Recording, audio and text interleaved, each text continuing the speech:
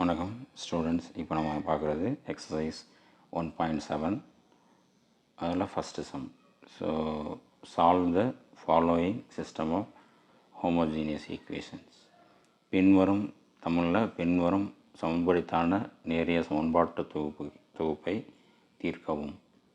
சரிங்களா? அதாவது இங்கே நம்ம இந்த எக்ஸசைஸில் பார்க்குறது எல்லாமே ஹோமோஜீனியஸ் ஈக்குவேஷன், அதாவது சமன்படித்தான நேரிய சமன்பாட்டு தொகுப்பு.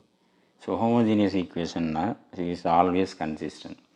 இந்த எக்ஸசைஸை பொறுத்த வரைக்கும் ஹோமோஜீனியஸ், நான் லாஸ்ட் எக்ஸசைஸில் பார்த்தது நான் ஹோமோஜீனியஸ், இந்த எக்ஸசைஸில் பார்க்குறது ஹோமோஜீனியஸ். ஹோமோஜீனியஸில் இன்கன்சிஸ்டண்ட்டே வராது, ஆல்வேஸ் கன்சிஸ்டன்ட். எல்லா ஈக்குவேஷனுமே கன்சிஸ்டண்ட்டு தான். ஸோ அதனால் இதில் ரெண்டு கேஸ் தான். சொல்யூஷன் இருக்கும், எல்லாத்துக்குமே சொல்யூஷன் இருக்கும். அதுக்கு யூனிக்கு இல்லை இன்ஃபைனைட்லி மெனி சொல்யூஷன் அப்படின்னு.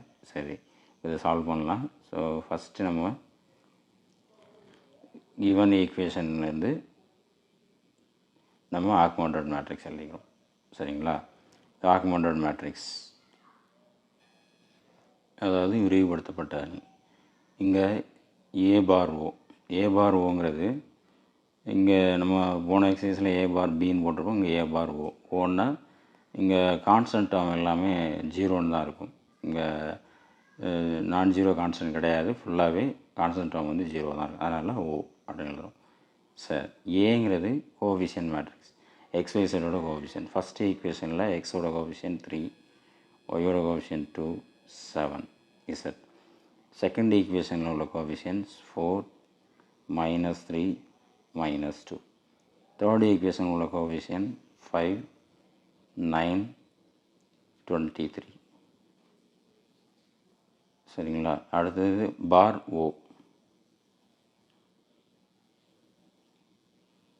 ஸோ இது எல்லாமே கான்ஸ்டன்ட் டேர்ம் எல்லாமே ஜீரோ. நம்ம இதில் ரோ எக்கலான் ஃபார்ம் கொண்டு வரணும். ஃபஸ்ட் எலமெண்ட் நான் ஜீரோவாக இருக்கணும், இருக்குது. ஸோ அதனால் அதை அப்படி வச்சுக்கிறேன். ஸோ 3, 2, 7, 0. செகண்ட் ரோவில் ஃபஸ்ட் எலமெண்ட்டு ஜீரோ ஆகணும். இப்போ இது ஃபஸ்ட் ரோ தான் யூஸ் பண்ணணும்.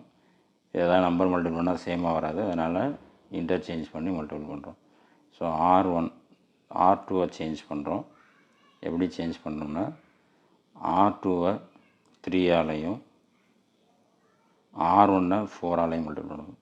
ஸோ R2 உள்ள நம்பரை R1லையும் R1 உள்ள நம்பரை R2லையும் மல்டிபிள் பண்ணுறோம். ரெண்டுமே சேம் சைன்கிறதுனால சப்ராக்ட் பண்ணிக்கிறோம்.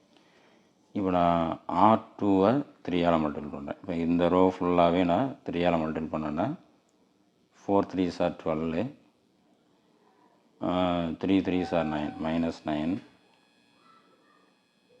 -6, 0. R1 4ஆல் மல்டிபிள் பண்ணுறேன். 4 3s are 12, 4 2s are 8, 7 4s are 28. இது 0. ஸோ சப்ராக்ட் பண்ணுறோம்.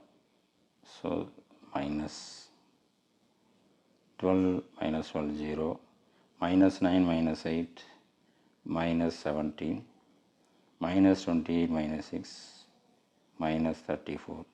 இது 0. 0 -17 -34 0. அதே மாதிரி R3யில் ஃபஸ்ட் எலமெண்ட்டு ஜீரோ ஆகணும். இதுக்கு ஃபஸ்ட் எலமெண்ட் ஜீரோ ஆக ஃபஸ்ட் ரோ தான் யூஸ் பண்ணணும். பட் ஏதாவது நம்பர் மல்டிபிள்னா சேமாக வரல. லாஸ்ட் ரோ செஞ்ச மாதிரியே R1 உள்ள 3 R3லையும் R3 உள்ள 5 R1லையும் மல்டிபிள் பண்ணுறோம். அப்போ R3 3ஆல் மல்டிபிள் பண்ணுறோம், R1 5ஆல் மல்டிபிள் பண்ணுறோம். ரெண்டும் சேம் சைன்கிறனால சப்ராக்ட் பண்ணுறேன். சரி பாருங்கள், இப்போ R3 3ஆல் மல்டிபிள் பண்ணுறோம். 15, 3 9s are 27, 3 into 3 9, 3 2s are 6, 69. R1 5ஆல் multiple பண்ணுறோம். R1 5 மல்டிபிள் பண்ணால் 15,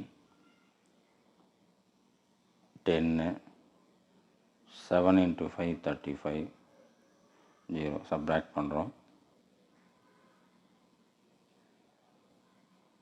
0, 17, 9 - 5 4, 6 minus 3 3, இது 0 0 17 34 0.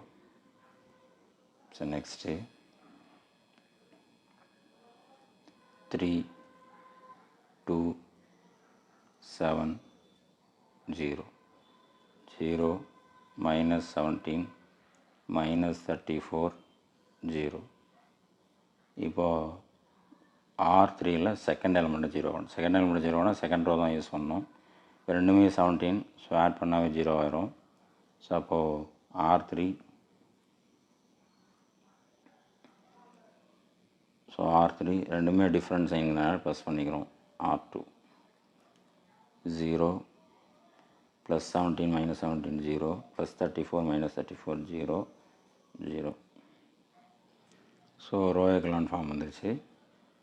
இது ஹோமோஜீனியஸ் லீனியர் ஈக்குவேஷன், அதனால் இது ஆல்வேஸ் கன்சிஸ்டன்ட். அதனால் ஏயோட ரேங்க்கும் ஏ பார் ஓவோட ரேங்க்கும் ஈக்குவலாக தான் இருக்கும். அதனால் தனித்தனியாக கண்டுபிடிக்க வேண்டியதில்லை, நம்ம சேர்த்து எழுதிடலாம். So rho of A is equal rho of A bar O. ரெண்டு ரேங்குமே டிஃப்ரெண்ட்டாக இருக்காது, சேமாக தான் வரும், ஏன்னா ஹோமோஜீனியஸ் ஈக்குவேஷன். இதில் ரேங்க் பார்த்தீங்கன்னா number of non zero row 1 2, இது ஃபுல்லாகவே 0 இருக்கிறதுனால அது 0 ரோ. ஸோ 2 நான் 0 ரோ இருக்குது, அதான் அதோட ரேங்க். ஆனால் நம்ம இதை வந்து நம்பர் ஆஃப் அன்னோனோட கம்பேர் பண்ணுறோம். நம்பர் ஆஃப் அன்னோன்னா x y z. Number of unknown எத்தனை இருக்குது?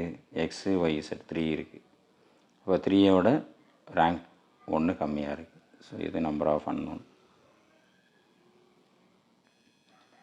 சார் மாறிலியின் எண்ணிக்கையோட கம்மியாக இருக்குது, நம்பர் ஆஃப் அன்னோட கம்மியாக இருந்துச்சுன்னா it is consistent infinitely many solution சொல்லுவோம். இப்போ இது ஆல்வேஸ் கன்சிஸ்டண்ட் தான். ஸோ அப்போது சொல்யூஷனை பற்றி சொன்னால் போதும். இது நம்பர் ஆஃப் அன்னோட கம்மியாக இருக்கனால இன்ஃபினைட்லி மெனி சொல்யூஷன். இங்கே வந்து இன்ஃபினைட் மெனி சொல்யூஷன் என்னென்னு சொல்லுவோம் அப்படின்னா நான் ட்ரிவியல் சொல்யூஷன் அப்படின்னு சொல்லுவோம். சரியா? அப்போ இட் ஹேஸ் நான் ட்ரிவியல் மெனி சொல்யூஷன் அப்படின்னு சொல்லுவோம். தமிழில் வெளிப்படையற்ற தீர்வு, எண்ணிக்கையற்ற வெளிப்படையற்ற தீர்வுகள் உண்டு. சரி, இப்போ இதுக்கு சொல்யூஷன் இருக்குதுன்னு சொல்லிட்டு அதை சால்வ் பண்ணணும். வழக்கமாக லாஸ்ட் ஈக்குவலன்ட் மேட்ரிக்ஸை மேட்ரிக்ஸ் ஈக்குவேஷன் ஃபார்மேட்டில் எழுதிக்கணும். இங்கே வந்து பிங்கிறது ஓ.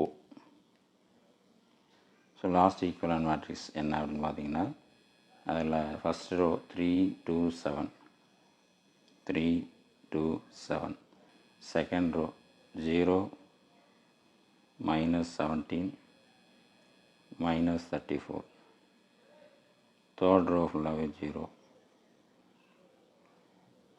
X y z. ஸோ இந்த சைடு ஃபுல்லாகவே 0 தான், ஏன்னா லாஸ்ட் காலம் ஃபுல்லாக 0. இதில் வந்து நம்பர் ஆஃப் அன்னோனோட ஒரு நம்பர் ரேங்க் வந்து கம்மியாக இருக்குது. ஸோ ஒரு நம்பர் கம்மியாக இருந்துச்சுன்னா ஒரு வேரியபிளுக்கு நம்மளாக வேல்யூ அசைன் பண்ணுவோம். ஸோ அது என்ன அப்படின்னா நான் இசட் ஈக்குவல் டு டி அப்படின்னு வச்சுக்கிறேன். டி என்ன அப்படின்னு பார்த்தீங்கன்னா belongs to R, for every t belongs to R அப்படின்னு சொல்கிறோம். சார் இப்போ லாஸ்ட் ரோ நம்ம மல்டிபிள் பண்ணால் 0 ஆயிரும், அதனால் செகண்ட் ரோவில் என்ன மல்டிபிள் பண்ணுறேன். 0x minus 17y minus 34 equal to 0. 34 is such.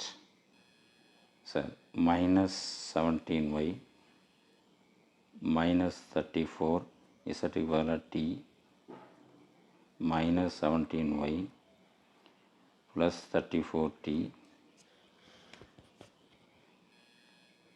So y is equal to 34t by minus 17. So y is equal to cancel பண்ணிங்கன்னா minus 2t. ஸோ y கண்டுபிடிச்சிட்டோம். அடுத்து first row multiple பண்ணுறோம். இது மல்டிபிள்னா 3x plus 2y plus 7z equal to 0. 3x plus 2 into y minus 2t plus 7 into z t equal to 0. So 3x plus, so plus into minus minus. So minus 4t plus 7t equal to 0. So 3x plus 4t plus 7t plus 3t. So 3x equal to minus 3t. 3 cancel ஆயிரும். So x equal to 3. So therefore the solution